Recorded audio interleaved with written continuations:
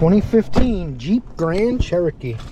Check engine light is disturbing the customer, so we're going to do our best to remedy that situation. Thanks for tuning in, guys. I'm glad you're here.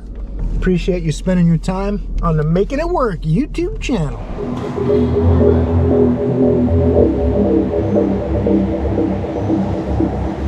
I'm going to do a diagnostic of the check engine light on this car. The customer states it's a temperature related code, and I see trans temp on the dash, 140 trans temp. Oh, that's just data. He's got the trans temp data screen up.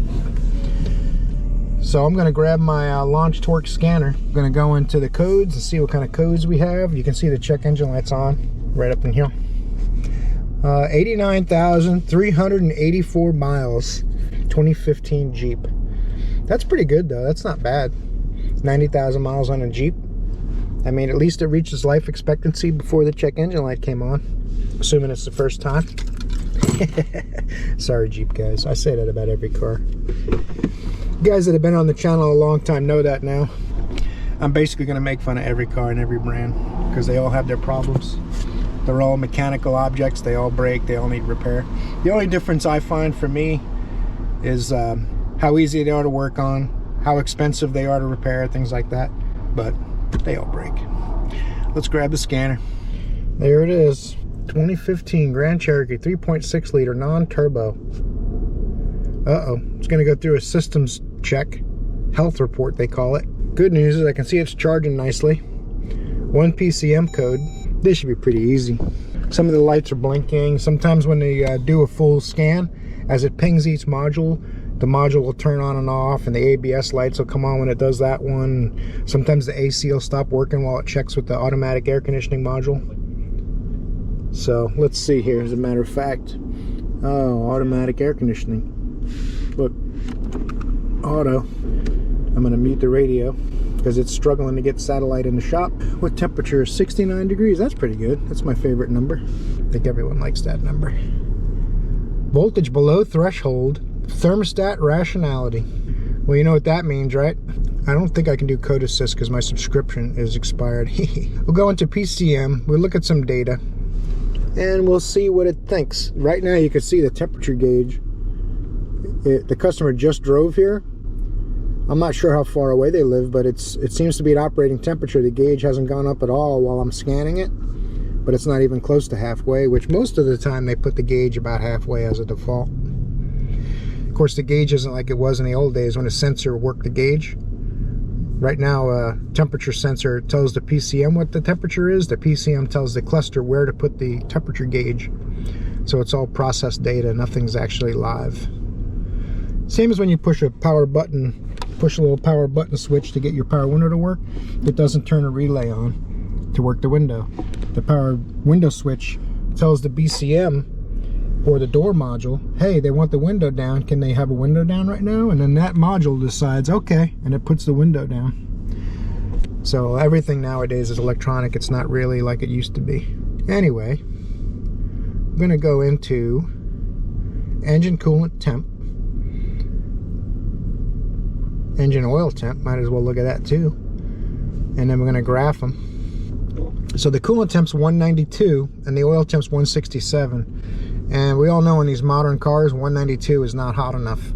The way they get efficiency and fuel economy and all is with higher temperatures. And most of these cars will run around 202 degrees, 205 degrees, some of them 225 degrees. The fans don't even turn on a modern car at 225, 230 in some cases. So we know that's a little bit cool. It is going up slightly, so they might have had a short trip here. The gauge hasn't moved, but the temperature's gone up 3 degrees just while looking at this data. I'm going to go inside and look in the description of operation and see what temperature it should run at and what thresholds makes it set codes, so I know what I'm dealing with. It probably has a bad thermostat, but I still have to be cautious and make sure I cross all my T's and dot all my I's. You don't want to go and just sell them a thermostat and hope it fixes it. Although 9 out of 10 times that's going to be what it is. So, but we have to dance a little bit as a flat rate mechanic because we're held to a higher standard than most industries, as you can tell by the internet. Let's go inside. All right, this P0128 code on this Jeep is pretty cut and dry.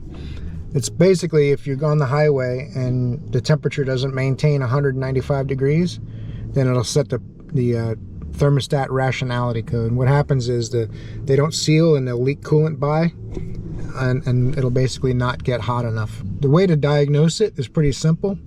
We don't have the time right now because they want you to wait until the engine cools off completely and check the ambient air versus engine coolant temp sensor numbers, and they're supposed to be within about 5 degrees. And if they're accurate within about 5 degrees, then you know the thermostat's bad. But we don't have time to let this sit for 4 or 5 hours and cool off. So since 99 out of 100 were thermostats and only a couple of them were temperature sensors, we're going to roll with a thermostat. The coolant level's full and all that, so it's not low on coolant or anything weird, which would cause it to run hotter, not colder. So it's pretty cut and dry. We did advise that there's a very slight possibility of a problem with the temp sensor. I'm going to take a look at the connector on that and make sure the connector doesn't have any corrosion or anything weird in it and all that. And then we're going to put a thermostat in there if that's the case. So go inside and write up an estimato. Clear fault code completed. Boom. Just like that. Read fault code. DTC. No DTCs. Problem solved. Cancel. All right. Enough of that. 2015, the hood shock ray doesn't work. What? Oh yeah, he said he worked for it. You drove it already? Yeah. 2015, the hood shock's bad already. Look at that. Look at that catastrophe. This old Jeep V6er is going to get a thermostat. It's in there somewhere. The air cleaner's over here, and it runs down the baffles and the tube and thing. There's a throttle body back there. This is like, you got to pull this off to do it. It's the only hard part of the job, I'm guessing. I'm gonna have to take a air intake ducting removal class. Gotta undo the hose clamp, undo the air temp sensor, undo the purge valve, break the one-time use push pins. Another clamp over here, and then it just pops into a little grommet on the bottom. And then you're now certified in air intake tube removal, and there's a thermostat housing. It's pretty simple. 2 bolts, air bleed screw when you put it back together. Of course, the customer declined the hood shock and they declined the coolant flush, so we're going to leave the 7-year-old coolant in it and hope for the best. Not sure if they get me the whole housing or just the thermostat. So we'll go ahead and take this apart in case it's just a thermostat.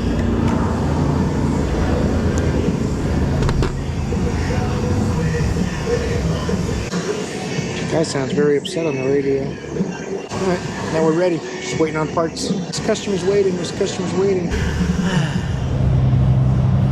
Alright. Comes with the whole assembly. That makes it easy.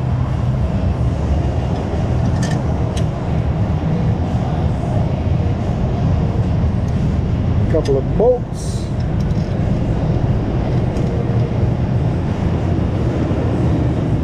Piece of cake.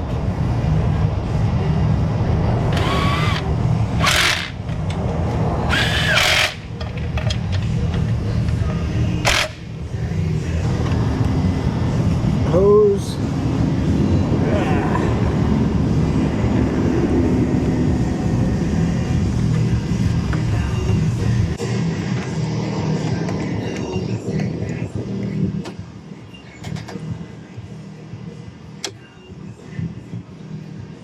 Try to put the clamp back in about the same position. It's actually less likely to leak. If you try turning it thinking it's going to squeeze it tighter, then for some reason they tend to be a little more likely to leak that way. Open this up, top up the coolant. Piece of cake, man. This is easy. See if we can top this coolant up a little bit.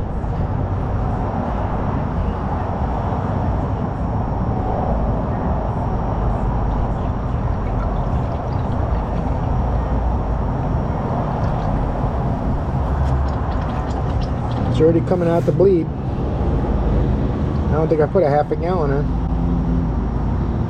I'm gonna let it go till it runs straight water out of the air bleed. You can hear it kind of gurgling.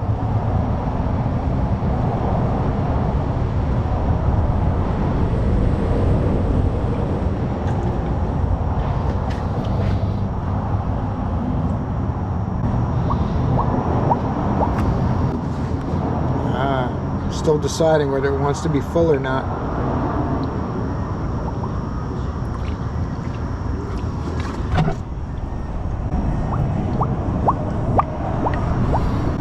Trying to get it to come out of the bleed a little bit. Don't quit now.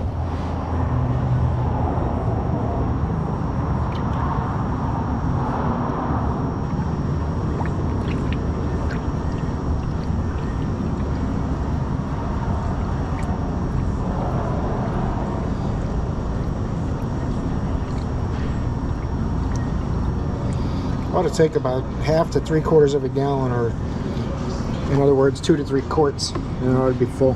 You want to make sure you got a steady stream coming out of your air bleed,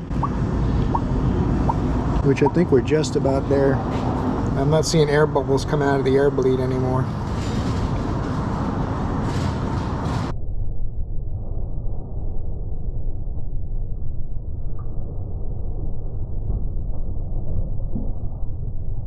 Look at that. Now I know it's full. See what's going on with that. It's dripping out the bottom. I'm gonna have to rinse all this off. You don't want to get run the belts with the coolant on them and stuff. I'll rinse it all off. The drip pan's still underneath. I'll rinse all this off before I fire it up, but all the air should be out. It's trickling steady coolant. We'll fire it up and make sure the coolant level's topped off. Pop the cap on it, take it for a drive.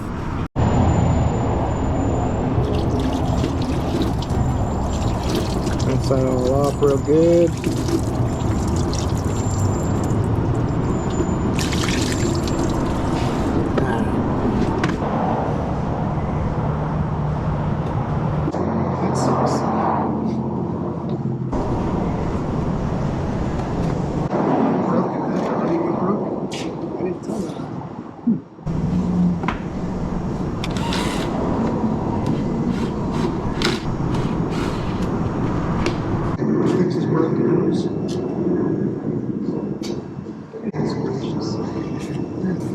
Junk.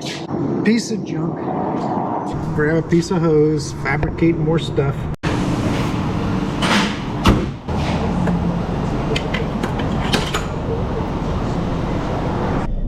Time to take this Jeep for a drive. Let it run a little while. You can see the temp gauge if the contrast isn't too bad. The temp gauge is already up to halfway, so I know this thermostat's good. Now I got an opening, so it's time to go for it. Pretty good power. Little V6. Take it for a drive around here, and I'm not going to make you guys watch a whole road test, but we'll make sure the check engine light's not going to come on, and check it for pending codes when we get back. Just like that, this Jeep is done. No pending codes, everything's good to go, and deliver this to the customer and move on to the next one. I believe I'm doing the steering column in the Ford Escape next. Thanks for watching. See you guys in the next video.